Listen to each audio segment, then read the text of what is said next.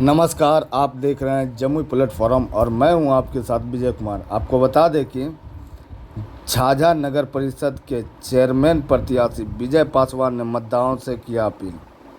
मिली जानकारी अनुसार हमने कई लोगों से पब्लिक ओपिनियन जानने का प्रयास किया। इस बार जनता किसे पहनाएगी झाझा की चेयरमैन की सरताज। झाझा नगर परिषद के चेयरमैन प्रत्याशी विजय पासवान ने मतदाताओं से किया अपील। हमने इसके पहले झाझा नगर परिषद का चेयरमैन रहते हुए मेरे कार्यकाल में बता दीजिए। झाझा को कई ऐसे काम किया हूँ जो कि देखने लायक है। मैं बता दूं कि झाझा नगर परिषद में झाझा बस स्टैंड हो या और कई काम जो मेरे कार्यकाल में किया गया है, और मैं वादा करता हूं कि इस बार अगर जनता का आशीर्वाद मिलता है तो झाझा को एक अलग पहचान दिलाऊंगा और जो भी विकास कार्य होगा उसे मैं तेजी से करने का काम करूंगा। उन्होंने कहा कि हमने 4 बार वार्ड पार्षद रहा हूं और हमारे क्षेत्र में जाकर देख लीजिए, हम काम करने वाले व्यक्ति हैं, काम पर विश्वास करते हैं। इसी दरमियान हमने पब्लिक ओपिनियन जानने का प्रयास किया और क्या कुछ इस बार झाझा में चल रहा है, किसको मिलेगा सरताज, इस खबर में देखें।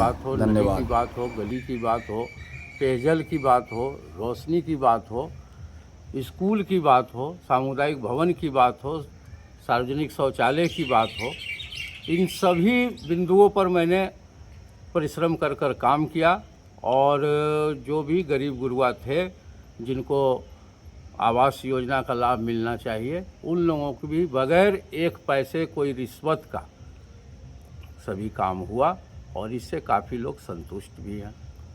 और मैं जब चेयरमैन था वर्ष 2007 से वर्ष 2010 तक मैं नगर पंचायत का अध्यक्ष था।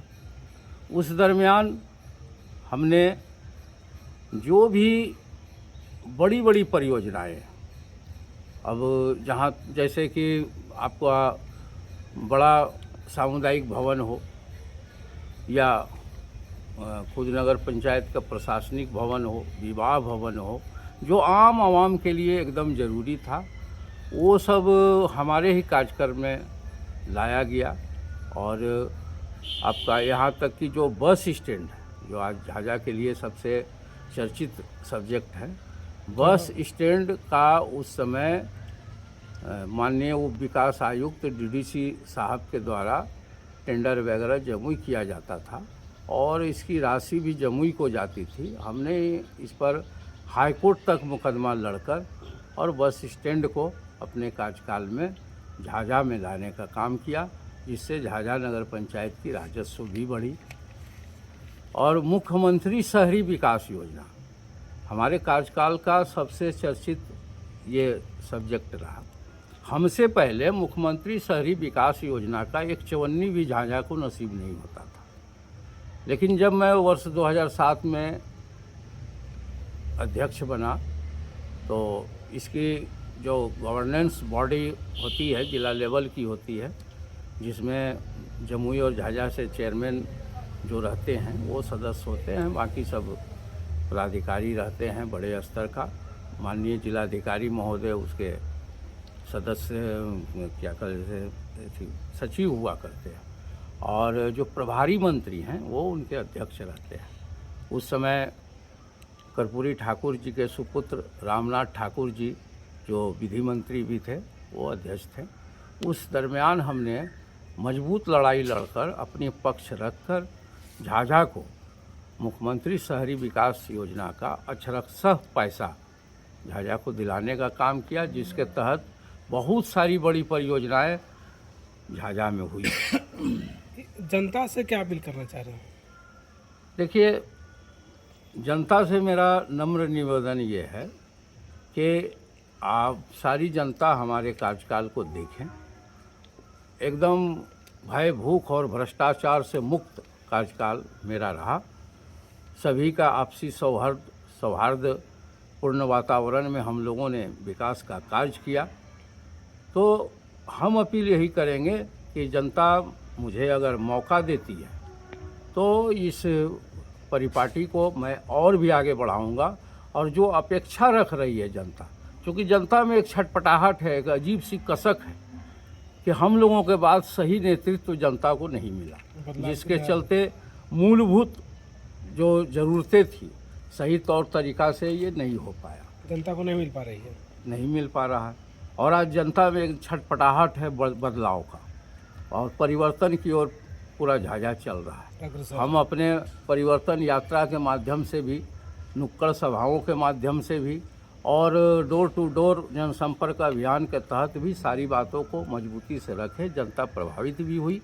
और मेरा अपील है झाझा के सभी प्रबुद्ध नागरिकों से, किसान मजदूर साथियों से, व्यापारियों से, छात्र नौजवानों से, माताओं बहनों से कि आप हमें एक अवसर दें। जो पैटर्न बदला हुआ है झाझा का, उसको मैं सही रास्ते पर ले आऊँगा और एक रोड मैप बनाकर झाझा का क्रमशः विकास करूँगा। मेरा ये चुनाव चिन्ह है चरखा छाप, जो क्रम संख्या 9 पर अंकित है। आप लोगों को पता ही है कि चरखा का एक ऐतिहासिक महत्व है। इस चरखा के माध्यम से पूज्य बापू महात्मा गांधी जी ने पूरे देश में एक जन सहयोग आंदोलन चलाया, और इस चरखा ने पूरे देश की दिशा और दशा को बदल दिया। और देखिए, भाग्य हमारा कि चुनाव आयोग ने हमें ये चरखा दिया। शायद इसके पीछे एक बड़ा संदेश छिपा हुआ था।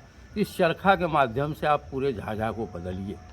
और इस चरखा का सिंबल लेकर जब मैं आम के बीच जा रहा हूँ, लोग काफ़ी उत्साहित होकर कह रहे हैं कि आपका चरखा छाप सिंबल जो है काफ़ी यूनिक है, और आप भाग्यशाली हैं कि 9 तारीख को चुनाव होना है और 9 नंबर सिंबल भी आपको मिला है।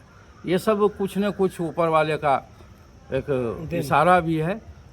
बाकी लोग तो समझ रहे हैं, और मैं अपील भी करता हूं कि सभी लोग हमें साथ दें। मैं एक नया झाझा बनाकर दिखाऊंगा, जो कि आगे मील का पत्थर साबित होगा। अगर झाझा की जनता आपका क्या रहेगा? देखिए, अगर हमें अवसर प्राप्त हुआ तो मेरा पहला काम ये रहेगा कि जो बेपटरी हुआ है झाझा का, जो व्यवस्था है बेपटरी हुआ है, उसको हम पटरी पर ले आए। क्योंकि मेरा उद्देश्य सिर्फ सत्ता परिवर्तन करना नहीं है, मेरा उद्देश्य व्यवस्था परिवर्तन करना है, सिस्टम को सही रूप से लाना है। और जब आप समझ सकते हैं कि सिस्टम जब सही होगा तो स्वतः सारी चीज़ें सही हो जाती हैं। इसलिए मैं कोई एक काम के बारे में नहीं बोलूँगा, बहुत सारी चीज़ें हैं। हम लोग ज़मीन से जुड़े लोग हैं, काफ़ी चीज़ें हमारे मन मस्तिष्क में है, हमारे इरादों में है। अगर अवसर मिला तो उसको हम सही रूप से ले आएंगे और सही रूप से उसका निष्पादन करेंगे।